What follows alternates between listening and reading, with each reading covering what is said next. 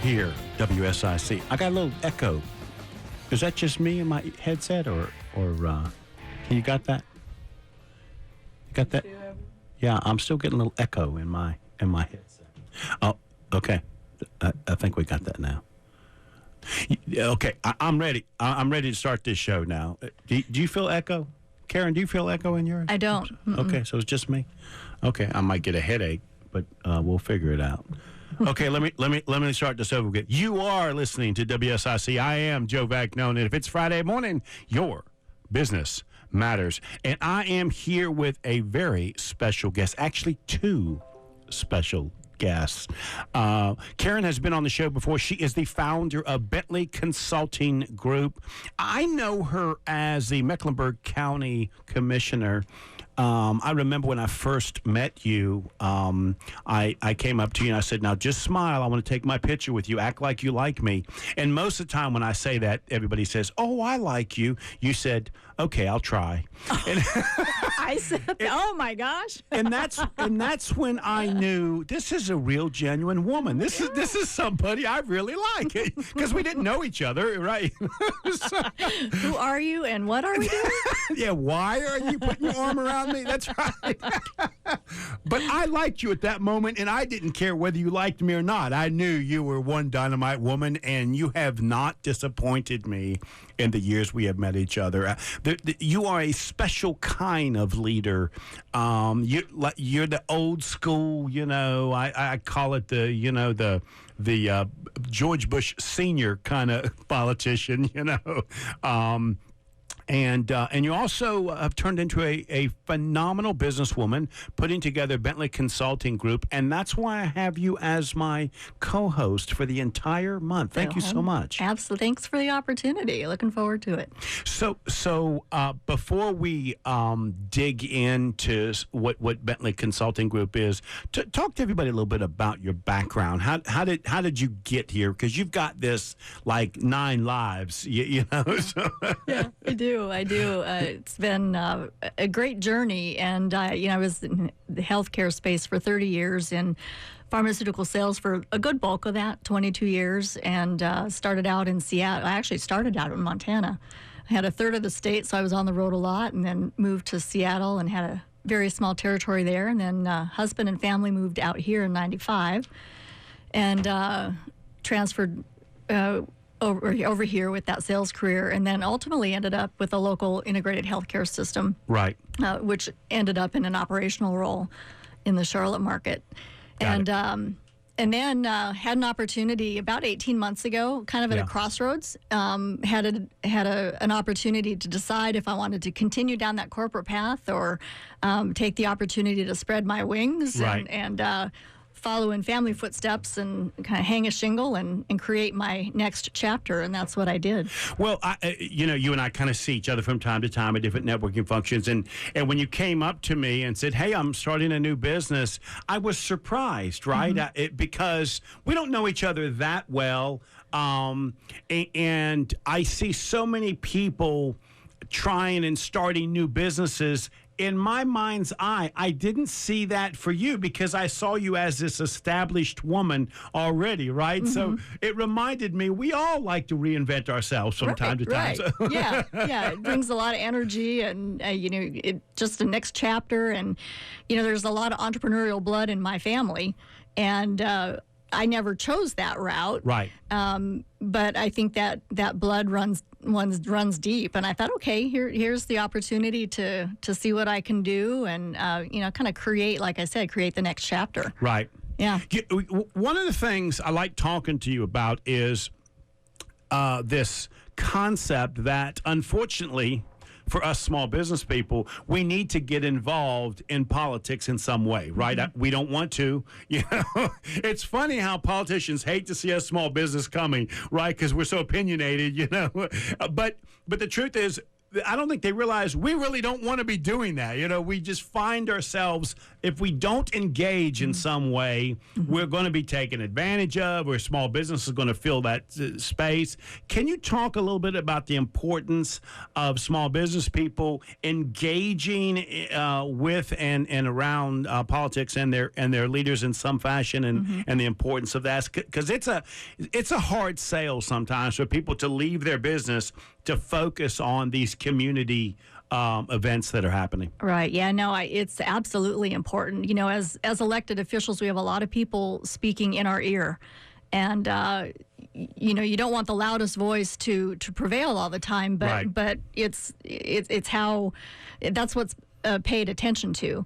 And, you know, if the voice of the small business owner is not equally as loud or engaged, there's a downside to that for the small business owner. And, you know, we have, as elected officials, they have a lot on their plates. You know, Right. they're dealing with everything from healthcare to agriculture to you name it, right? And the role of the small business owner is to educate the elected official on the importance of those matters that are important to you and why they're important. So I always thought you didn't want to hear from me. Oh, boy, here comes Joe. But the truth is, you do want to hear what they have to say. Make it short and sweet, but you do want to hear what they have to say, right? Because otherwise you wouldn't know that. Well, absolutely. Well, that was always my position. I was very much, I was somewhat of a, people may find this interesting, but I was somewhat of a reluctant elected official because I'm not a front page. I don't want all the attention. I Right. just want to roll up my sleeves and get the job done. That's why you're a classy lady. I know that, right? That's right. Yeah. And I love to study and understand the issues because what I want to do is make the right decision Right. as much as I can. And how I do that is being informed on the issues.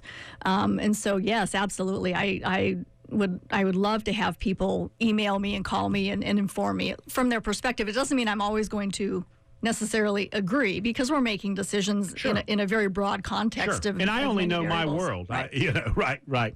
So okay. So let's talk about Bentley Consulting Group.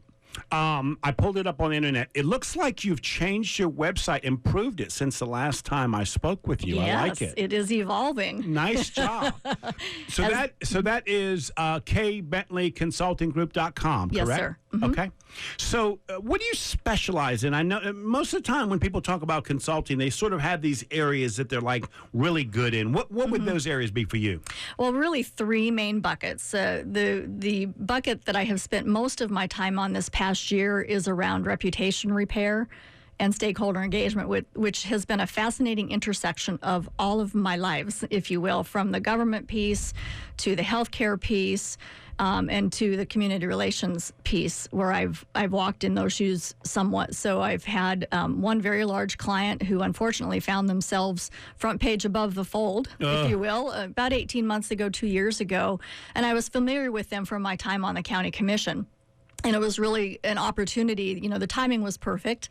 And I saw an opportunity, and I picked up the phone and called my contact there. And I said, hey, I think based on what you're going through and the experience I have, I think I can really add value to your organization. So Right. I spent the last year helping them right the ship reputationally. And that really is, I've interviewed about 100 people, their stakeholders, folks that really influence their business, if you will, and help them identify where there's some pretty significant gaps. You know, I would not have thought of you as a reputation manager or crisis manager expert, but I can see how you easily would be. That's interesting.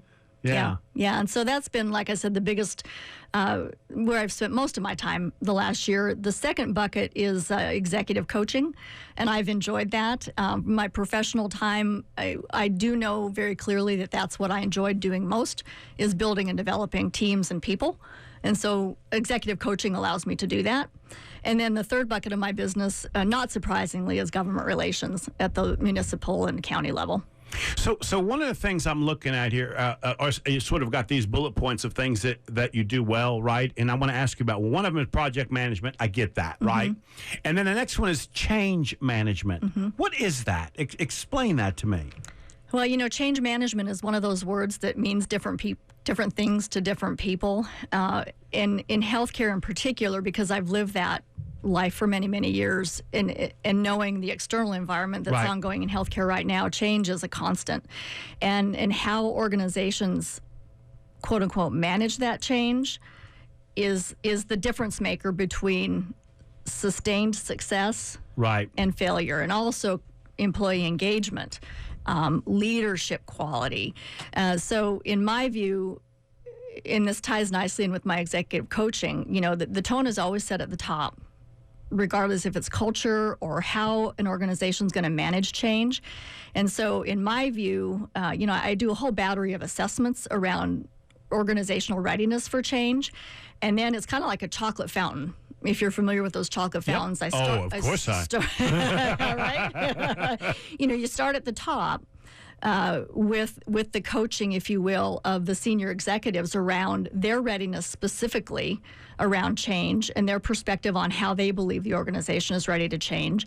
And then you go down through the levels with that same process, ultimately getting to the front line and really enabling those managers at the front line to lead and develop their people through this change. And what's interesting about that, which is probably why I didn't understand the word change management, because in small business, we embrace change. We see change as opportunity, right? In big business, I can see how moving that big ship would be much harder to do. It's hard, and it's sometimes difficult to bring your teams along because when it is not done correctly, employees say, well, this is the flavor of the month. This will pass. So why would I invest energy and time in coming along with this change? So it's very, like you said, in a larger organization, it's a little bit of a different animal than in the small business world. Yeah. I mean, I could tell that, which explains why I didn't know that phrase, because to me that's like Tuesday, Yeah. So let's take a break, and we come back, we'll continue to talk. And we are back. I am Joe Vagnone. This is WSIC, and I am here with Karen Bentley, the founder of Bentley Consulting Group. And if it's Friday morning, I'm sipping on a cup of black powder coffee because it's delicious.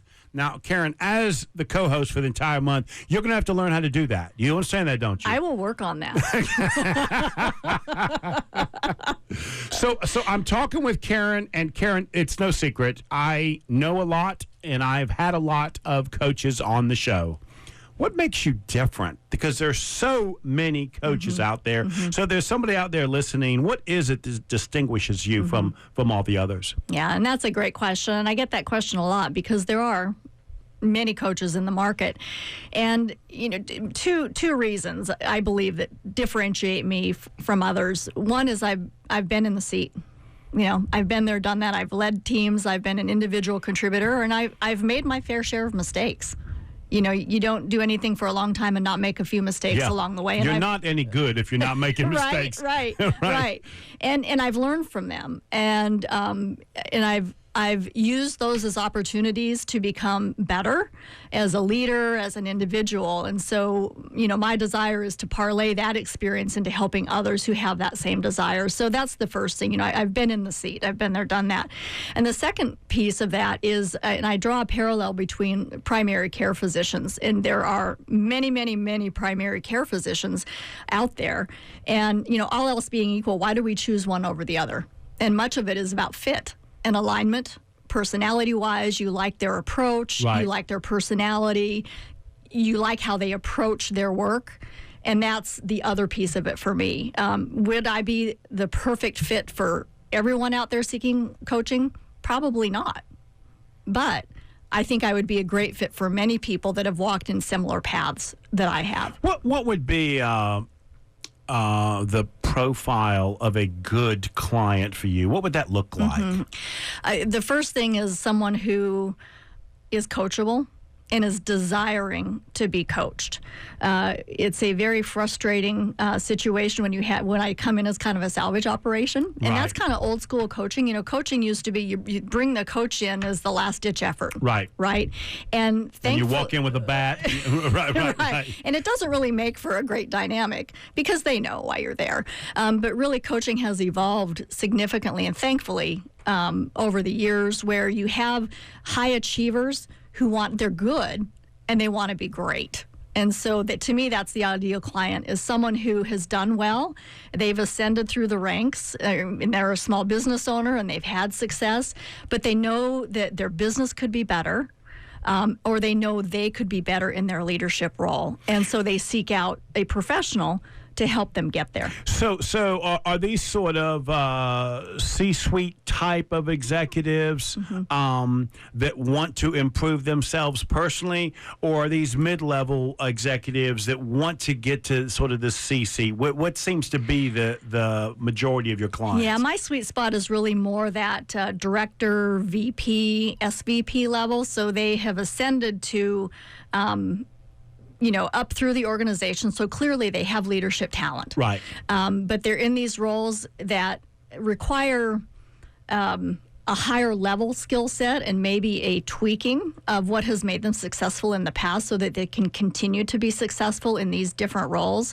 So that really is my sweet spot, is helping them identify things that have worked for them in the past that may not necessarily work for them in the future because their roles have transformed and transitioned. And we don't always come at that naturally. Right. And you might have just walked right into my next question, which was, is there a common thing that you're helping them with? Do they all seem to have the same issue, or is it all over the map? It's a little bit all over the map. Now, if they're new in their role, much of my time is spent at helping them transition and helping them understand, particularly if they're new to leading people or their teams have expanded, helping them understand, so how do I effectively onboard myself as their leader?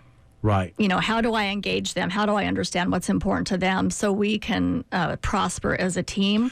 So this reminds me, I've lost some weight. Okay. Forget the fact that my wife keeps reminding my friends that I've gained some of it back. Okay. But I lost about 80 pounds. And I can remember when I first talked to Chris Filani, I said, hey, I'd really like to lose some weight. And he looked at me and he wanted to validate how serious I was. Right. Mm-hmm. Are you serious? Do you really want to do this, right? And so that's my question to you. How do you know whether this potential client genuinely is coachable and you believe is somebody you want to take on? How do you get to that point to know whether they're genuine or not? Mm-hmm. Well, I always do if you will, a free consult, and it really is just an opportunity to preferably get eyeball to eyeball and have a conversation so I can understand why they've picked up the phone or sent the email, why they're interested, and spend some time to understand if there's a fit for us. And then what I do, and we'll talk a little bit about my process, but the first thing I do is an assessment. And, in that, there's a fee involved in the assessment and the executive coaching session. And if they're not willing to pay for that, then that tells me right away that they're not invested in the process.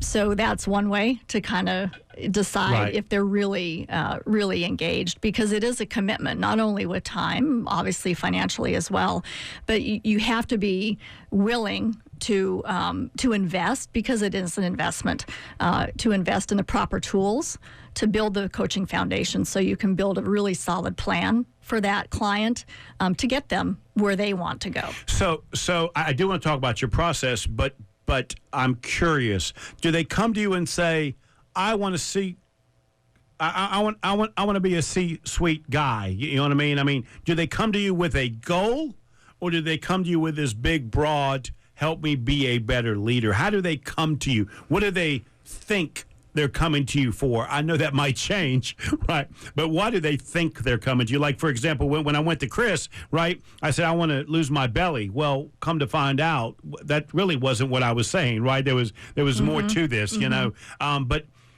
But in this case, do they seem to come to you with these specific goals? Generally, yes. But to your point, sometimes it's a little bit like peeling an onion. Right. And the reason they have come to you, or the reason they think they've come to you, sometimes there's a lot under that.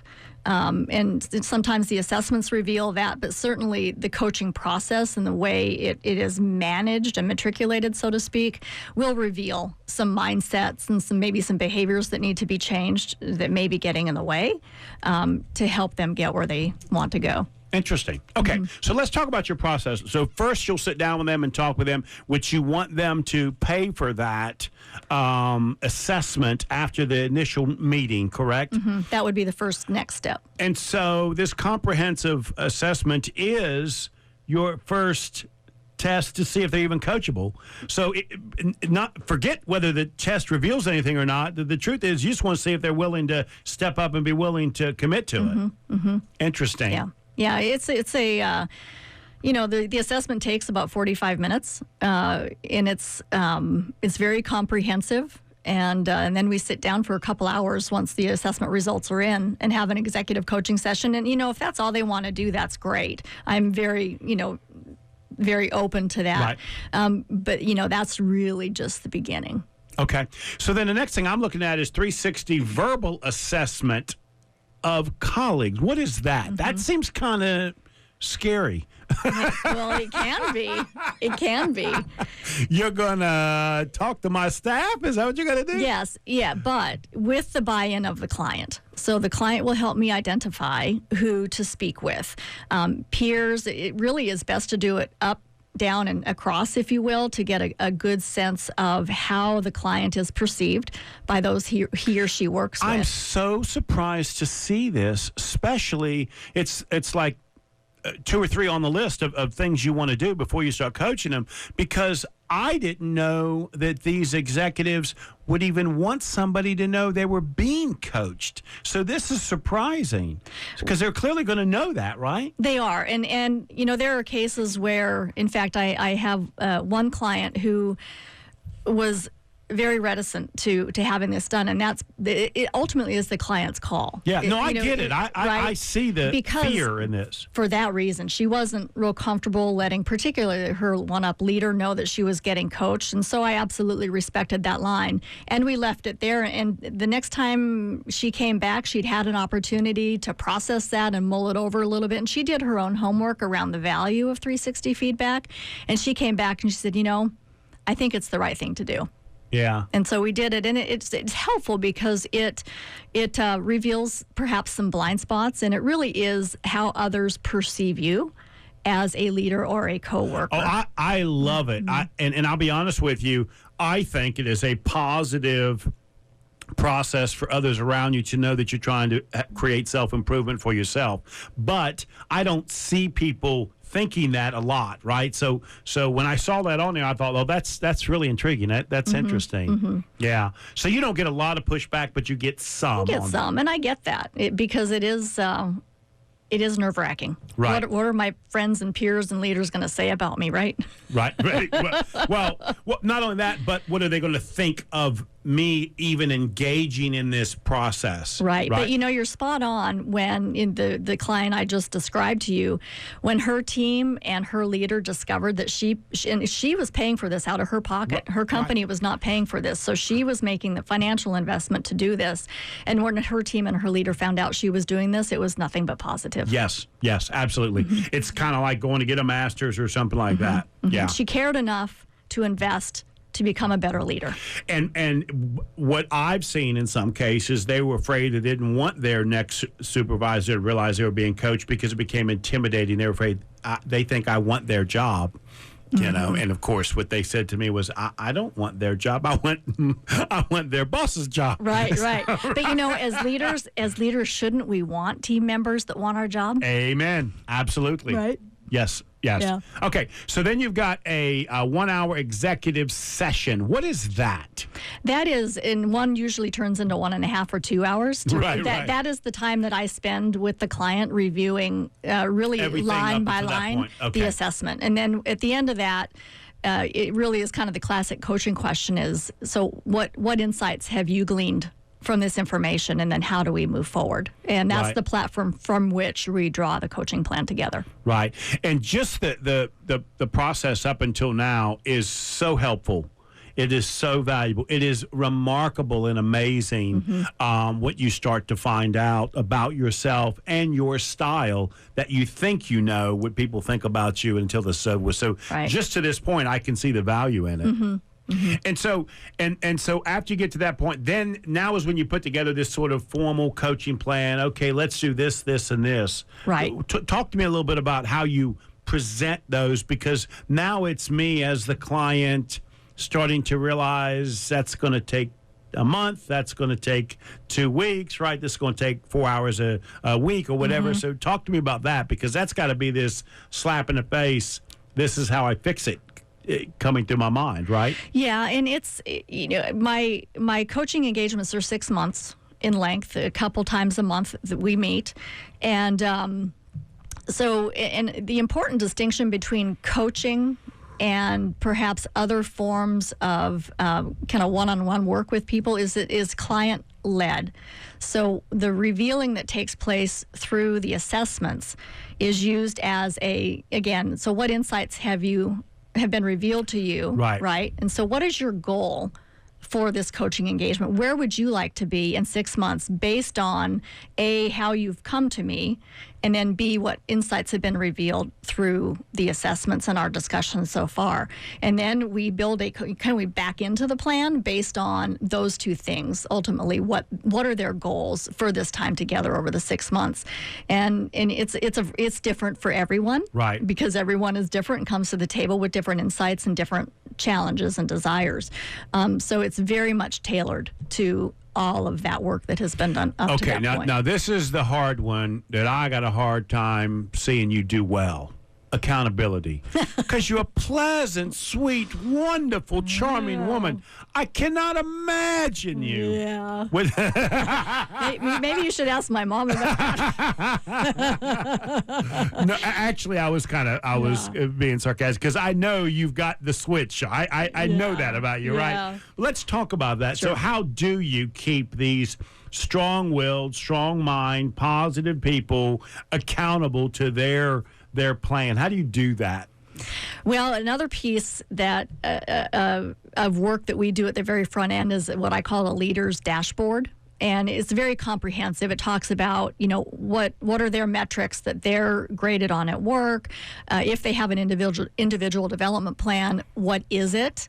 What are the goals of the organization? What are your personal goals? And we use that as a check-in throughout the coaching process to kind of anchor our time together. And frequently there's homework at the end of each session, and they know that I'm going to ask them about it. In fact, I just had a situation last Friday. I was with a client and he said, so I talked to XYZ this morning because I knew I was meeting with you today and you'd asked me about it. but for our relationship and our time together, he wouldn't have asked that question of that leader. And it's a conversation that needed to occur. Right. So, yeah. You just have to follow through. It's a little bit like parenting. When you ask them to do something and you don't follow through, they're not going to do it. But if you ask them to do something and they know you're going to ask them about it, they're going to do it. Is there some kind of punishment if they don't? Like, is there something you do to force them? No. They're just on their own. They're on their own. You give them that shameful look and they don't want to do it again, I guess. And you can ask questions too about, help me understand what was hard for you about this. Right. Why didn't you ask the question? Because that's a whole nother layer of the onion that we've discovered, right? That there's something there that we need to work through to get you to a point where you're comfortable having that conversation with whomever, or following through. So it really sets you up for additional coaching conversations with that client, because ultimately the co-coaching relationship is driven by the client, and that's what's different between therapy and coaching. It is very much client driven. The coach is there to ask great questions and listen. I mean, we should listen much more than we ask questions. So as I'm hearing you put together this phenomenal program, and I realize that you're an independent organization, that you started yourself, where did you get all of this systems and processes to put this coaching together? Because most of the coaches I know sign up for some franchise and they send them all the formalities and all this. It looks like you've created yours on your own. So how did that happen? Well, I had the fortune of, I am a certified executive coach, and so through the organization I became certified through. They have terrific frameworks through which the coaches can really build their own processes in business. And the other beautiful part of that program is there are hundreds of other coaches that have gone through the program, and we are very much about the network and helping each other out. So when I got started, I leaned on some folks that have been in the business for quite a while and said, hey, I'm new. Help me understand how you've been successful. And so there were some frameworks out there that I took advantage of. And then you add your own personality and your own style to it. Okay, so normally what I do for co-hosts, I ask them to go to the Google and come up with an article, and we talk about it today. But because we have spent so much time, because I just enjoy talking with you, and we haven't seen each other in a while, I burn up some time on that. So here's what I want to do. I want to ask you about your new role with the Chamber of Commerce and the Health Committee. Talk a little bit about that, because I had Jeff Smith on last week, and we had talked a little bit about that, and they told me that you and Jeff Tart were sort of pushing this thing ahead and leading this thing. Can you talk a little bit about that? Because it does play into the role that you have played for years, and you are helping executives in the consulting side as well. So it sort of fits in well with what it is you already do. I can see why the Chamber tapped you on the shoulder and say, can you help us with this? Yeah, and it's a big undertaking, but significant, really, really important. And the genesis of this, as your listeners may well know, there have been a couple cancer clusters in the Lake Norman area, one in Mooresville around thyroid cancer, and then, of course, the ocular melanoma cluster in Huntersville that have really confounded local health leaders and the citizens.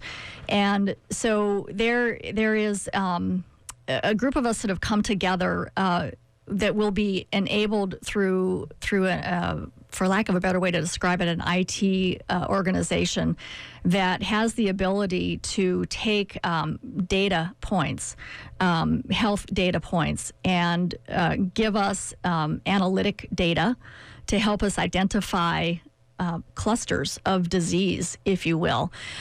Ultimately, the ultimate goal of this group, this consortium, if you will, is to improve cancer survival rates, specifically in the Lake Norman area. Our vision is to scale this broadly, maybe even to a regional or super regional effort, to really help us, again, identify where those clusters are, apply local protocols, treatment protocols to those, with the ultimate goal, like I said earlier, of improving cancer survival rates. And for me as a small business guy and as a executive chamber board member for years, I love the idea of putting the committee together, because I can see so many other things coming from this committee when I've got all the healthcare providers, whether it's doctors and or hospitals and clinics and that sort of stuff, coming together. I can see a lot of things growing from this committee. Like I like to say, I think it's going to take a life of its own and move in a lot of different directions. I think so too. We all live in the Lake Norman area because we love the lifestyle of the Lake Norman area, and to me it just makes so much sense that we would have an invested business community that's very engaged in this whole healthcare landscape, and how do we engage with our local constituents, business owners, to improve the health. Well, and I, as a small business person, would like a place to go to ask questions, because let's face it, healthcare is an issue. It's not going away. It's going to be a big issue in the next election. And so we as small business people would like to ask questions to get some kind of answers, and that's going to be a good, healthy place and time that I think we're going to be able to get some answers, or maybe even some solutions for us that otherwise we don't know. So I love the idea, and I'm so thankful that that you're willing to give your time to put that together. Yeah, and the business case for it too, and of course I'm much about the improved outcomes, but the business case for it really is, if you want your employees to be healthy, right? And that's primary for you as business owners.